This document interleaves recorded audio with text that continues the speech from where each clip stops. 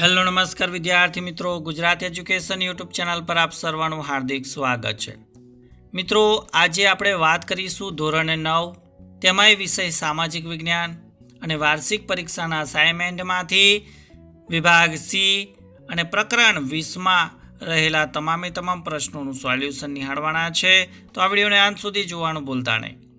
Channel ઉપર જો પ્રથમ વખત આવેલા હો તો ચેનલને સબસ્ક્રાઇબ કરી દેજો અને આ વિડીયોને તમારા અન્ય મિત્રો સુધી જરૂરથી શેર કરી દેજો। તો વાત કરીશું પ્રકરણ 20। એમાં પહેલો પ્રશ્ન જોઈએ કે ભૂકંપ એટલે કે ધરતીકંપ સમયે શું ન કરવું।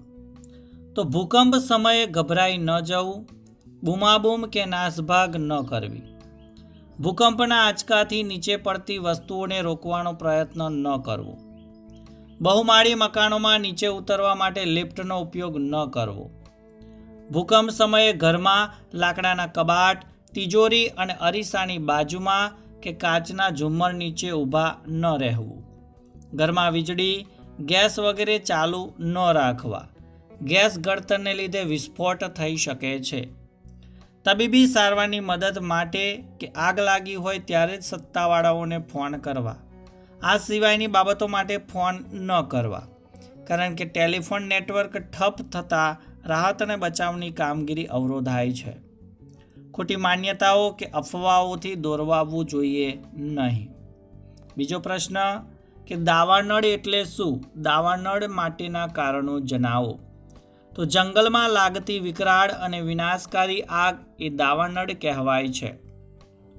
એના કારણો જોઈએ તો જંગલમાં વીજળી પડે છે ત્યારે આગ ઉત્પન્ન થાય છે, બીડી સિગરેટ પીતી વ્યક્તિઓએ ફેંકેલા ઠૂંઠાથી તેમજ પર્યટકો, યાત્રીઓએ કે માલધારીઓએ જંગલમાં છોડી દીધેલી સળગતી ચીજવસ્તુઓથી જંગલમાં આગ લાગે છે।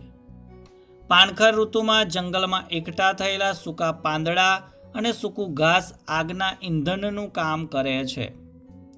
સૂકી હવા અને સળગી જાય એવું ઈંધણ દાવાનળ માટે પાયાનું કારણ છે। વાતાવરણમાં ગરમી હોય, ભેજ ઓછો હોય તેમજ પવનવાળા દિવસો હોય તો જંગલમાં આગ ઝડપથી ફેલાય છે। જંગલના કેટલાક વૃક્ષોમાંથી તેલીય પદાર્થ જળતો હોય છે, તે જ્વલનશીલ હોવાથી આગ ઝડપથી પ્રસરે છે। પ્રશ્ન 3, વિષાણુજન્ય રોગથી બચવાના ઉપાયો લખો। તો ચેપ ન લાગે તે માટે રોગ પ્રતિકારક રસી મુકાવવી, વર્તમાનપત્રો, સામયિકો, ચોપાનિયા, ભીતપત્રો વગેરે માધ્યમો દ્વારા રોગોના લક્ષણો, કારણો, બચાવ માટેના ઉપચારો, પરિણામો વગેરેથી લોકોને માહિતગાર કરવા, નાની મોટી હોસ્પિટલોમાં ચેપી રોગની સારવાર માટે અલાયદા વોર્ડની વ્યવસ્થા કરવી, વિશ્વ આરોગ્ય સંસ્થા એટલે કે WHO વિષાણુજન્ય રોગો અટકાવવા માટે આપેલી સૂચનાઓ અને માર્ગદર્શન પ્રમાણે પગલાં લેવા। ચોથો પ્રશ્ન કે આતંકવાદી હુમલાથી બચવા માટે શું કરવું જોઈએ? તો કોઈ પણ વ્યક્તિની શંકાસ્પદ હિલચાલની પોલીસને જાણ કરવી, શોપિંગ મોલ્સ, સિનેમાગૃહો, ધાર્મિક સ્થળો વગેરે જાહેર સ્થળોએ જોવા મળતી બિનવારસી વસ્તુઓને અડકવું નહીં, આ બાબતની એ સ્થળના સુરક્ષાકર્મીને જાણ કરવી, સુરક્ષાના હેતુથી થતી તપાસ કે એના ચેકિંગની પ્રક્રિયામાં સહકાર આપવો, કાયદાકીય જોગવાઈ મુજબ ઘરના ભાડુઆત વિશેની નોંધ નજીકના પોલીસ મથકે કરાવી, જાહેર સ્થળોએ CCTV કેમેરા ગોઠવવા જોઈએ।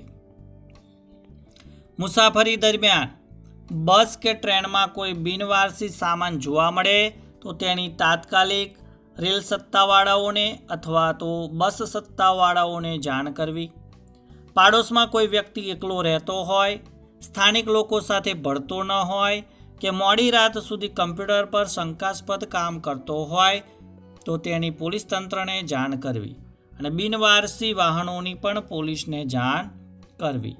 પાંચમો પ્રશ્ન છે કે સુનામી વિશે ટૂંકમાં માહિતી આપો। તો સુનામી જાપાનીઝ ભાષાનો શબ્દ છે। તુસુ એટલે કે બંદર અને નામી એટલે મોજા। સમુદ્ર કે મહાસાગરના પેટાળમાં 7ની તીવ્રતાથી વધારે તીવ્રતાવાળો ભૂકંપ આવવાથી અથવા સમુદ્રની જ્વાળામુખી ફાટવાથી કે સમુદ્રીય ભૂસ્ખલનથી સમુદ્ર કે મહાસાગરની સપાટી પર ખૂબ વિશાળ કદના, શક્તિશાળી અને અસાધારણ લંબાઈના વિનાશક મોજા ઉત્પન્ન થાય છે. તેને સુનામી કહેવામાં આવે છે. ઘણું કરીને સુનામીની ઉત્પત્તિ સમુદ્રના પેટાળમાં થતા ભૂકંપ દ્વારા થાય છે. તેથી સુનામીને ભૂકંપીય સાગર મોજા તરીકે પણ ઓળખવામાં આવે છે. સમુદ્રમાં ભૂકંપ થાય ત્યારે ભૂકંપ કેન્દ્રની નજીક સુનામીની અસર ઓછી જણાય છે, પરંતુ આ મોજા કિનારા પાસે પહોંચતા ખૂબ ભયાનક બની જાય છે. કિનારા સુધી પહોંચતા સુનામી મોજા ક્યારેક 30 મીટર જેટલા ઊંચા બની જાય છે. સુનામી મોજા સમુદ્ર કિનારા તરફ એક પછી એક હારબંધ આવતા રહે છે. સમુદ્રના છીછરા ક્ષેત્રમાંથી પસાર થતા તે વિનાશક બને છે. તેની ઝડપ કિનારા પાસે ઓછી થઈ જાય છે. જ્યારે ઊંચાઈ વધી જાય છે ત્યારે કિનારાના પ્રદેશોમાં સુનામી મોજા પાણીની એક ઊંચી દિવાલ બનીને આગળ વધે છે અને ભારે વિનાશ સર્જે. 26 ડિસેમ્બર 2004ના રોજ ભારતે અને 11 માર્ચ 2011ના રોજ જાપાને સુનામીની ભયંકર હોનારતનો અનુભવ કર્યો છે.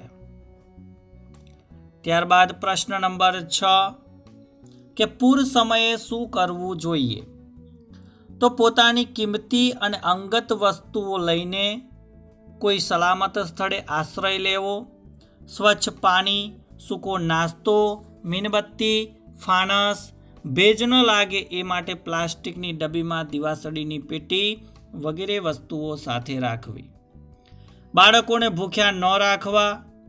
પૂર ઓસરી ગયા પછી પાણી ઉકાળીને પીવું. રેડિયો અને મોબાઈલ ફોન અવશ્ય સાથે રાખવા. સાપ કે અન્ય જીવજંતુઓથી સાવધાન રહેવું. તે કોરી અને સૂકી જગ્યામાં આવી શકે છે. તેમને હટાવવા વાંસની લાકડી સાથે રાખવી જોઈએ. તો મિત્રો, ધોરણ 9 વિષય સામાજિક વિજ્ઞાનના અસાઇનમેન્ટમાંથી આજે આપણે આ વિડીયોની અંદર વિભાગ સી પ્રકરણ 20નું સંપૂર્ણ સોલ્યુશન નિહાળ્યું.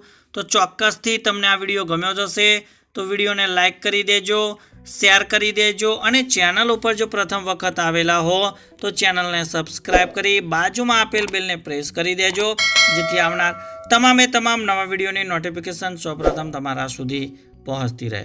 તો મિત્રો, વિભાગ એથી લઈને વિભાગ સીના તમામ પ્રકરણના સંપૂર્ણ સોલ્યુશન જો તમે મેળવવા માંગતા હો તો તેની લિંક છે એ ડિસ્ક્રિપ્શન બોક્સની અંદર આપવામાં આવેલી છે. તો ત્યાં જઈને તમે સંપૂર્ણ સોલ્યુશન નિહાળી શકો છો. તો નેક્સ્ટ વિડીયોની અંદર આપણે વિભાગ ડી આધારિત જે પણ પ્રકરણ આપેલા છે દરેક પ્રકરણ આધારિત જે પ્રશ્નો છે તેનું સંપૂર્ણ સોલ્યુશન મેળવવાના છે. તો નેક્સ્ટ વિડીયોની અંદર મળીએ. ત્યાં સુધી જય હિન્દ, જય ભારત.